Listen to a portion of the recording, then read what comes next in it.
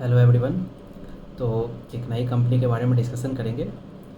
इसका नाम तो आप लोगों ने देख ही लिया होगा। सो बेसिकली इसका नाम है जिनका लॉजिस्टिक्स। ये एक प्लेटफॉर्म बेस्ड कंपनी है। अ, तो सबसे पहले इसके 2 मिनट के लिए इसके नंबर्स के बारे में बात करते हैं, फिर आगे आगे देखते हैं। तो जैसे अगर आप इनका last year I think Q1 या Q2 में इनका IPO आया था, उसके बाद से देखेंगे तो ये कंपनी कंसिस्टेंटली परफॉर्म करते जा रहा है। मतलब 30% अबव का इनका टॉप लाइन रहता है। और पहले कुछ क्वार्टर्स में तो इनके सिंस बिजनेस लॉस से प्रॉफिट में आ रहा था, तो पहले के क्वार्टर्स में इनको लॉस दिख रहा था। तो लास्ट क्वार्टर में ही ये लोग पैट लेवल पे आई थिंक मतलब प्रॉफिट शो करना स्टार्ट कर दिया था इन्होंने। तो अगर इस क्वार्टर में देखेंगे तो सिमिलरली और द सिमिलर लाइंस, तो इनका जो इनकम है वो लगभग 62% पे ग्रो किया है। और लास्ट ईयर फर्स्ट क्वार्टर में सिंस इबेटा पे लॉस था, तो इबेटा तो बहुत ज़्यादा दिख रहा है। सिमिलरली पैट की भी कंपैरिजन हम लोग नहीं कर सकते, बिकॉज लास्ट ईयर Q1 में ये लॉस में था। तो अभी प्रेजेंटली इस क्वार्टर में पैट इनका 33 करोड़ आया है। So this was just a brief about the financials. अब हम लोग इस कंपनी के बारे में बात करते हैं।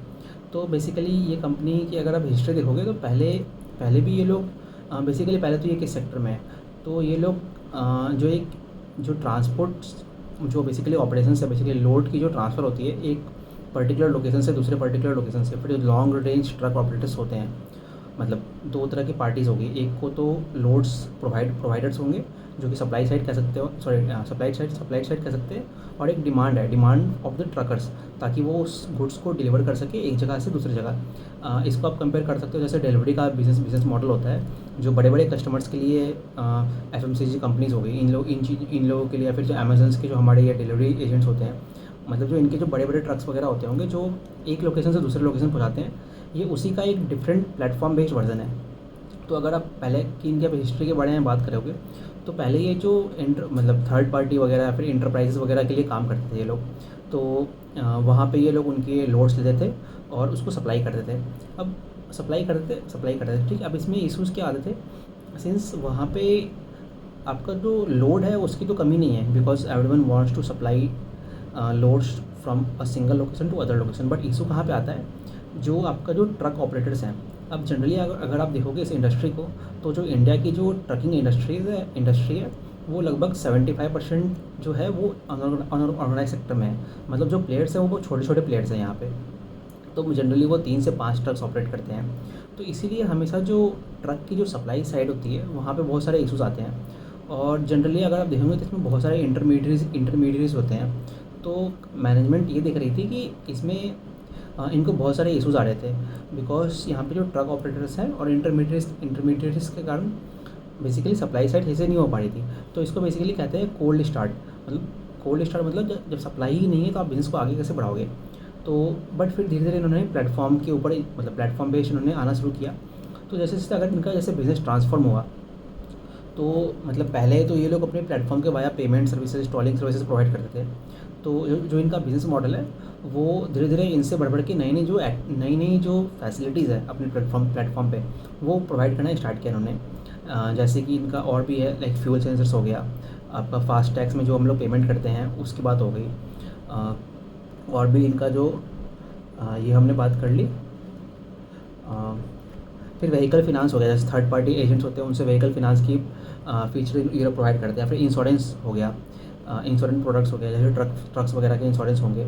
फिर जो फ्यूल्स होंगे, आपके जो फ्यूल लेवल होते हैं, अगर वो उसमें थेफ्ट हो सकता है तो कितना फ्यूल का लेवल है वो भी आप देख सकते हो फ्रॉम द प्लेटफॉर्म इटसेल्फ। अब यहाँ पे इन्होंने लाइक एक डिवाइस लगाया है, डिवाइस लगाते हैं ये लोग आपके ट्रक पे, तो उसके अकॉर्डिंगली आप उसका जो लेवल होगा फ्यूल सेंसर टाइप का, तो वो भी रहता है। तो इसी तरह ये लोग नए नए प्रोडक्ट्स में ऐड करते जाते हैं। इस क्वार्टर में इन्होंने एक और नया प्रोडक्ट ऐड किया जिसका नाम सुपर लोड कहते हैं। उसके बारे में हम लोग अच्छे से डिस्कशन करेंगे आगे में। तो इनका जो बिज़नेस मॉडल है, तो ये लोग किस तरह से काम करते हैं। एक तो पहले तो अपने प्लेटफॉर्म पे नई नई सर्विसेज ऑफर करते हैं। दूसरा, इनका एक डिस्ट्रीब्यूशन नेटवर्क है, पूरे ऑल ओवर इंडिया इनके एजेंट्स होते हैं, जिसके वजह ये लोग नए नए कस्टमर्स को एक्वायर करते हैं ऑन द ग्राउंड। और तीसरा इनका एक तो ऑफरिंग हो गया, एक तो जो इनका जो इंटीग्रेटेड प्लेटफॉर्म है एक वो वाली हो गई, और तीसरा जो इनका डिस्ट्रीब्यूशन मॉडल है।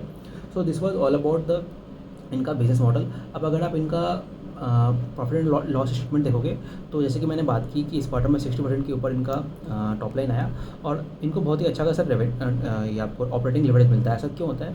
क्योंकि ये इस तरह के जो बिजनेसेस है वो एसेट लाइट मॉडल होते हैं। मतलब एक बार इन्होंने प्लेटफॉर्म बना दिया तो उसके बाद उसी को अपग्रेड करना है, इनको नया कुछ अलग से केपेक्स नहीं करना होता है। तो ये है, इसी कारण जैसे सिमिलरली अगर आप देखोगे तो जैसे ज़ोमैटो हो गया या फिर आपका कार्ड रेट कंपनी हो गई, तो इस तरह के प्लेटफॉर्म बिजनेसेस मतलब वेरी हाई मार्जिन बिजनेस होते हैं। तो इस तरह ये लोग भी डिफाइन करते हैं अपना कंट्रीब्यूशन मार्जिन, जो कि अगर आप देखेंगे तो वो लगभग 90% के ऊपर रहता है। मतलब जो आपका टॉप लाइन हो गया, वहाँ से आप जो अपने एक्सपेंसेस हटा दो तो उसके बाद जो इनका जो एबिटा या फिर कंट्रीब्यूशन लेवल पर रहता है, तो वहाँ पे एक बहुत हाई परसेंटेज ऑफ जो रेवेन्यू है वो आपका रह जाता है। तो सिमिलरली अगर आप देखेंगे तो वो फ्लो होता है आपका बॉटम लाइन पे। तो इसी तरह से अगर आपके इनके प्रेजेंटेशन में देखेंगे तो ये लोग जनरली दिखाते हैं कि क्वार्टर टू क्वार्टर या फिर ईयर ऑन ईयर जब आप क्वार्टर टू क्वार्टर कंपेयर करोगे तो आप देखोगे कि जो इनका रेवेन्यू में ग्रोथ हुआ है, लाइक रेवेन्यू में ग्रोथ होता है तो उसका जो लार्ज चंक होता है अबव 85% 90% वो आपके एबिटा पे फ्लो कर जाता है। So this is how they are saying कि इनके बिजनेस में काफ़ी अच्छा ऑपरेटिंग लेवरेज है। अब अगर आप इस कंपनी को आप एनालाइज़ करना चाहते हो तो आपके पास क्या क्या मेट्रिक्सेस होने चाहिए। मतलब जैसे कि अगर आप देखोगे तो इसमें जैसे ज़ोमैटो में भी हम लोग देखते हैं ग्रॉस ट्रांजैक्शन वैल्यू होता है, मतलब कितना पूरे कस्टमर्स में total the net summation of कितना नेट वहाँ पे लाइक ट्रांजैक्शन हुआ। अब जो ये ट्रांजैक्शन होता है ग्रॉस ट्रांजैक्शन वैल्यू होती है, this is not the actual revenue of the company. यहाँ पे ये तो बेसिकली वो हो गया कि कितना का ट्रांजैक्शन है। अब इसमें से एक्चुअली कितना कमीशन ब्लैक बक या मतलब जिनका लॉजिस्टिक चार्ज करेगा वो इनका रेवेन्यू हो जाएगा। तो एक तो ये पैरामीटर हो गया। अगर आप ये वाला पैरामीटर भी देखोगे तो ग्रॉस ट्रांजैक्शन वैल्यू का इनका वो बहुत ही अच्छा इनका ग्रोथ रहता है। जैसे कि अगर आप देखेंगे ग्रॉस ट्रांजैक्शन वैल्यू तो ईयर ऑन ईयर इस क्वार्टर में 27% का ग्रोथ है। अब दूसरा अगर आप ये बताइए जैसे कि जो इनके जो प्लेटफॉर्म्स है, अब यहाँ पे subscription sort of services charge करते हैं। अब अगर कोई कस्टमर ट्रक ऑपरेटर या फिर सप्लायर साइड में इनकी एक से ज़्यादा प्रोडक्ट्स यूज़ करेगा, दैट मीन्स इनकी प्रोडक्ट की एक्सेप्टेबिलिटी ज़्यादा है। तो सिमिलरली अगर आप देखेंगे तो जो इनके जो पेमेंट मतलब एक से ज़्यादा प्रोडक्ट्स यूज़ करते हैं उसका भी नंबर मैं आपको बताता हूँ।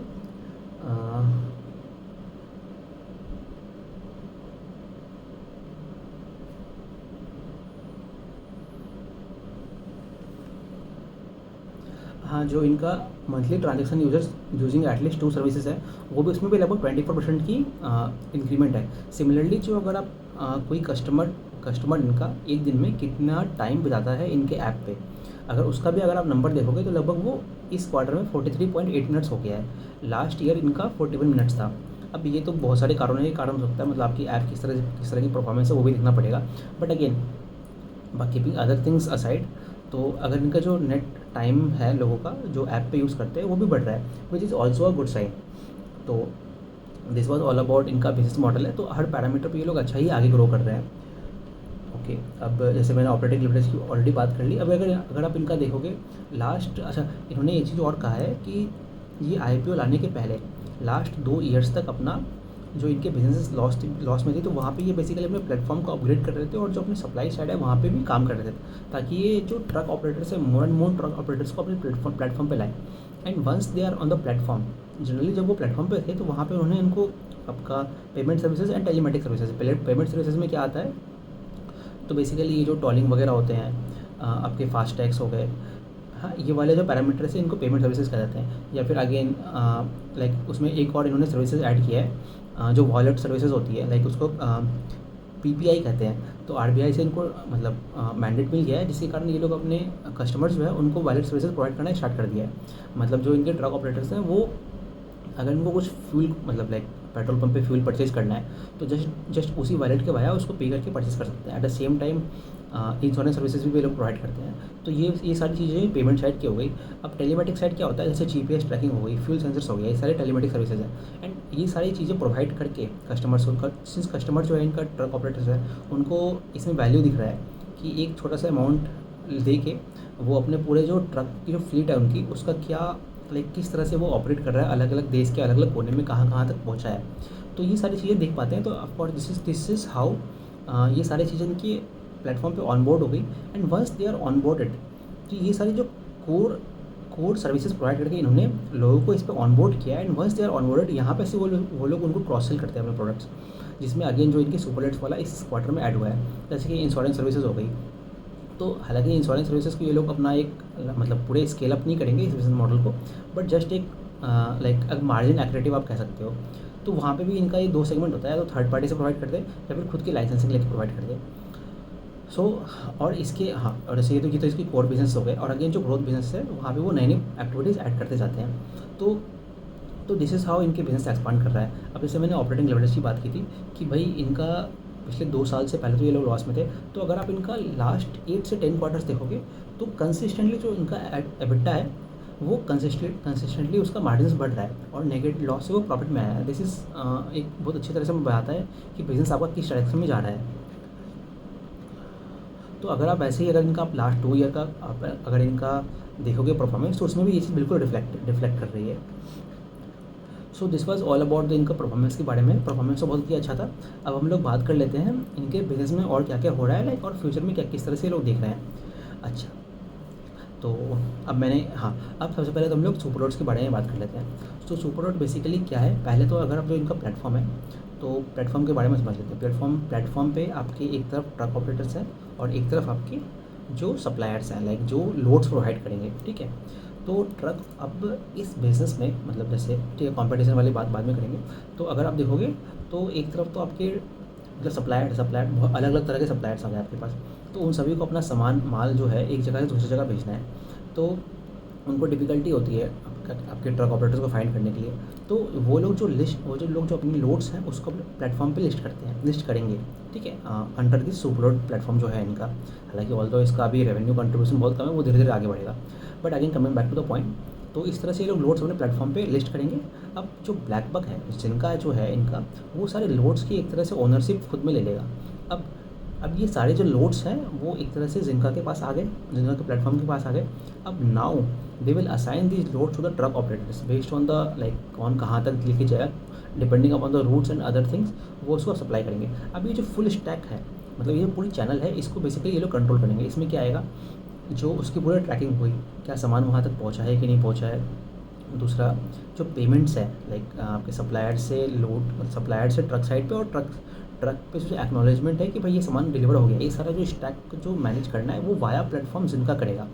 सो ये सारी चीज़ें हो गई।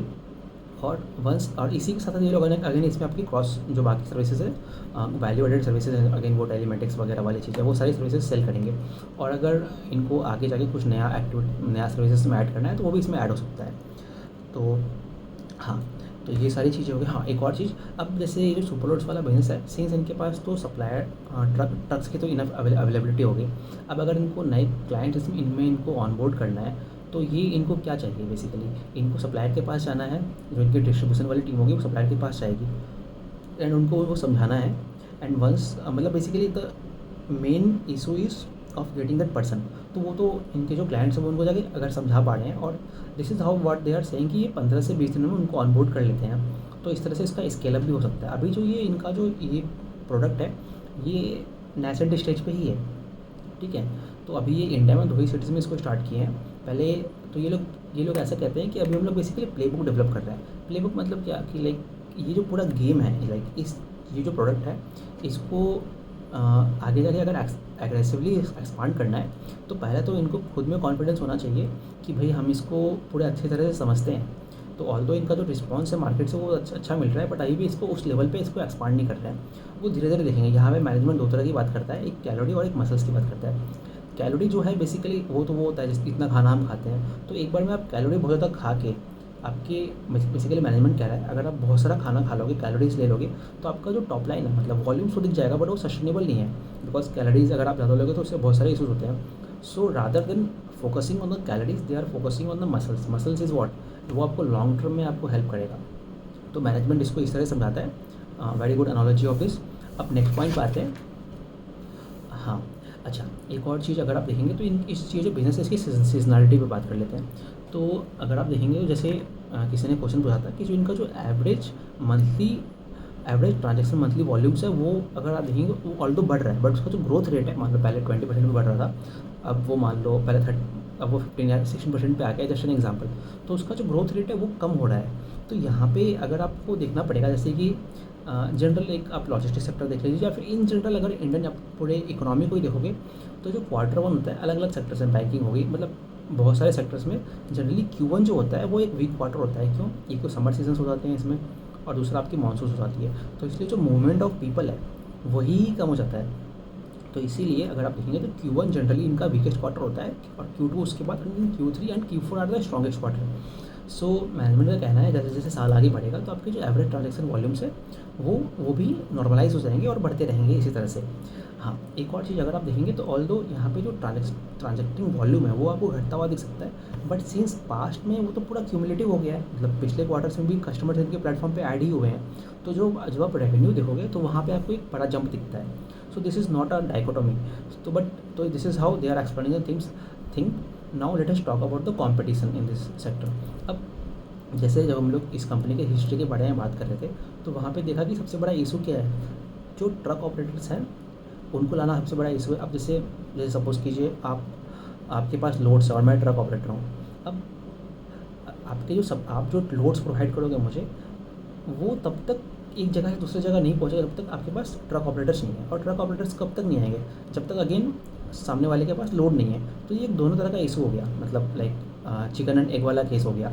मतलब अगर ट्रक्स नहीं है तो सप्लाई में इशू है, लोड्स पहुँच नहीं पाएगा, और अगर लोड नहीं है तो अगेन आपका लोड नहीं है तो ट्रक ऑपरेटर्स नहीं आएंगे। सो तो जो ये जो सेक्टर है, मतलब ये जो बिजनेस मॉडल है, तो यहाँ पे सबसे बड़ा इशू है वो सप्लाई आने का, जैसे कि मैंने पहले ही बात की। तो इन्होंने जो अपने पास्ट में जो काम किया था एंटरप्राइज वगैरह के साथ, तो वहाँ पे इन्होंने इस चीज़ को अंडरस्टैंड कर लिया था। तो इसीलिए इस बिज़नेस में देखेंगे अगर इनका जो प्लेटफॉर्म है वो ऑलरेडी इतना मैच्योर हो गया है आज के डेट में कि इनके पास इनफ सप्लाई साइड जो है, जो अगेन जो कोल्ड स्टार्ट ऑफ सप्लाई है, जो ट्रक ऑपरेटर्स की सप्लाई है वो इनफ है। तो इन्होंने एक तरह से इसको क्रैक कर लिया है, and now they are able to expand it going forward. तो ये सबसे बड़ा तो इशू यही है। तो बेसिकली ये जो इशू है, मतलब इस चीज़ को क्रैक करना, दिस इज़ तो सबसे बिगेस्ट टास्क है इस बिज़नेस में। तो इसीलिए किसी भी नए प्लेयर को आएगा तो उनको पहले पूरा डिस्ट्रीब्यूशन बनाना पड़ेगा, और ये इतना ईजी नहीं है इसको क्रैक करना। तो ये तो पहला हो गया। अब अगर आप देखेंगे तो यहाँ पे इस सेक्टर में कुछ इस्टेब्लिश प्लेयर भी है, जैसे कि आपका डिलीवरी हो गया। तो यहाँ पे मैनेजमेंट कहता है कि जो कंपटीशन है, मतलब डिलीवरी का जो अगर आप मार्केट देखोगे, मतलब जिस तरह के कस्टमर्स को सर्व करता है वो बड़े बड़े क्लाइंट्स को सर्व करता है, उसको ये लोग एंटरप्राइज कस्टमर कहते हैं। जैसे कि आपके कोल्ड स्टोरेज वगैरह के हो गए, जो या फिर किसी FMCG कंपनी हो गई, उनका पूरी सप्लाई चेन्स को सर्व करना है, तो उनको सर्व करते हैं। अब जो इनके जो कस्टमर सेगमेंट है, जैसे कि हमने बात किया था कि ये जो है ये छोटे ट्रक ऑपरेटर्स हैं, स्मॉल एंड मीडियम बिजनेस वाले हो गए, या फिर आपके थर्ड पार्टी पीयर्स वाले हो गए, मतलब लाइक आप कोई एजेंट हो, मैं सब मतलब 3 पीपल है, बीच में एक एजेंट है और एक तरफ सप्लायर है और एक तरफ ट्रक ऑपरेटर्स है, उस तरह के पीपल हो गए, मतलब ऑन द स्मॉलर स्केल वो सारे इनके क्लाइंट्स हैं। तो ये हो गया। हाँ, so this was all about इनका कंपटीशन। तो कंपटीशन में भी ये लोग, हाँ, एक और अच्छा इंपॉर्टेंट पॉइंट उन्होंने बोला था कि जो इनका बिजनेस है, तो बेसिकली आप क्या देख रहे हो, तो अगर देखा जाए तो this is not a logistic company, it is more of a platform company, ठीक है। तो अगर जैसे कि अगर हम लोग कंपटीशन वाला ही पॉइंट है, तो अगर हम लोग देखेंगे तो 2019-20 के आसपास जब ज़ोमैटो और स्विगी इंडिया में आए थे क्विक कॉमर्स के लिए, तो वो लोग भी नेसेंट स्टेज पे थे, ठीक है, और उस टाइम पे वो लोग भी इस मार्केट को क्रैक करके एक्सपांड कर रहे थे। तो ये वाला जो फेज़ है, ये जिनका ने ऑलरेडी एक तरह से कर लिया है, and now they are on the expanding phase, अलग अलग प्रोडक्ट्स लाके उसको एक्सपांड कर रहे हैं। सो कोई भी नई कंपनी आती है तो उनको पहले वो पूरी सप्लाई चेन्स बिल्ड करनी पड़ेंगी। तो अगेन कंपटीशन, और दूसरा वो भी है कि जितना ज़्यादा कंपटीशन आता है तो उस प्रोडक्ट के बारे में बाकी लोगों को ही मालूम चलता है और मार्केट और ग्रो करती है। जैसे कि एमराल्ड फाइनेंस के केस में भी आप लोग देखते हो, वहाँ पे जो अर्ली वेज एक्सेस वाला प्रोडक्ट है, it is again at a nascent stage. अब सपोज़ कीजिए आने वाले समय में अगर वो प्रोडक्ट अच्छा वर्क करता है तो of course there will be more number of players entering. Similarly आप केबल वायर स्पेस में भी देख सकते हैं इस चीज़ को प्ले आउट होते हुए। सिमिलरली आप रिन्यूएबल सेक्टर में देखिए कितनी सारी इंडिया में कंपनीज आ गई है सेल मैन्युफैक्चरिंग की। इवन वो एल्पेक्स सोलर वाली कंपनी, वो लोग भी सेल प्लांट बना रहे हैं और PM कुसुम में घुस रहे हैं। तो basically what I am trying to say कि कई बार कंपटीशन ख़राब भी नहीं होता है। कोई एक सेक्टर अच्छा कर रहा है तो वहाँ पे नए नए प्लेयर्स आएंगे और सभी को ग्रो करने के लिए इनफ अपॉर्चुनिटी होती है। ऑल्दो हाँ, आने वाले समय में जब वो आगे बढ़ता है तो ऑफकोर्स वहाँ पे मार्जिन इफेक्ट होता है, that is a different thing, उस चीज़ में नहीं जाते हैं। बट अभी के लिए सिंस ये जो पूरा प्लेटफॉर्म इनका मॉडल है ये तो बहुत नेसेंट स्टेज पे है, तो there is enough room for everyone to grow, provided अगर कोई दूसरा प्लेयर आता है, बट अभी तो इनको उतना कुछ दिख नहीं रहा है। एक और इस बिज़नेस पर रिस्क देख लेते हैं। रिस्क क्या क्या हो सकता है। रिस्क तो यही है कि ये जब नए नए टेरिटरीज में जाएंगे तो वहाँ पे क्या कस्टमर का जो रिस्पॉन्स है उस तरह का आता है कि नहीं आता है। दूसरा, एक इनका पेमेंट रिस्क भी हो सकता है। आप जैसे मान लीजिए एक ट्रक ऑपरेटर है और सप्लायर है, अगर वहाँ पे आपको पेमेंट ही नहीं आ पा रहा है, तो यहाँ पे मैनेजमेंट का कहना है कि जब एक लिंक बना ट्रक और सप्लायर के बीच में, लोड सप्लायर के बीच में, तो अपफ्रंट ही 90% आपका कॉस्ट जिनका को मिल जाता है। तो देखेंगे तो अगर 100 रुपये का आपका पैसे आने थे, 100 रुपये उस क्रॉस ट्रांजेक्शन वैल्यू होना था, उस पर जो भी मार्जिन होते हैं उसके 100 रुपये होते हैं, तो उसका 90 रुपये पहले ही इनको मिल जा रहा है। तो basically there risk is only of the 10%। ठीक है। और एक और इससे फ़ायदा ये होगा, सिंस 90% पैसा इनको खुद ही मिल जाता है, तो जो इनका जो वर्किंग कैपिटल रिक्वायरमेंट होती है वो बहुत ही मिनिमल या फिर नेग्लिजिबल टाइप की होती है। तो अगेन रीकन्फर्मिंग आवर पॉइंट कि ये बहुत एक एसेट लाइट मॉडल है। So this was general about the what ever is happening, किस तरह से बिज़नेस काम करता है। अब अगर आप देखेंगे तो ये बिज़नेस अगेन अभी भी तो बहुत ही छोटे स्टेज पे है। तो जो स्कोप है, जैसे कि लोग कहते हैं कि लाइक $200 बिलियन और समथिंग ऐसा कुछ इनका इंडिया का पूरा जो फ्reight बिज़नेस है। अब उसमें से लगभग 120 बिलियन जो है वो आपका ये छोटे प्लेयर्स के आसपास है। तो देयर इज़ ह्यूज, मतलब अनऑर्गेनाइज बहुत बड़ा है इसमें, तो बहुत ही स्कोप है इसमें आगे बड़ा होने के लिए। तो वो तो हमें आगे आगे जाके ट्रैक करते रहना पड़ेगा। अभी तो ये बिज़नेस जो है आराम से 30% पे ये ग्रो कर रहा है। अब कब तक ये ग्रो करेगा अभी तो वो हमें देखना पड़ेगा। पिछले कुछ क्वार्टर्स में तो इनका परफॉर्मेंस, पिछले कुछ क्वार्टर में जब से IPO आया फिर इवन बिफोर दैट, तो इनका परफॉर्मेंस बहुत ही अच्छा है। और since it is a platform business, तो मतलब ज़्यादा इशूज़ तो इसमें है नहीं, और मतलब काफ़ी स्केलेबल मॉडल भी है। सो इसको ट्रैक करते रहेंगे and it is a very good business to track. I hope आप लोगों को ये वीडियो अच्छा लगा होगा। Thank you everyone.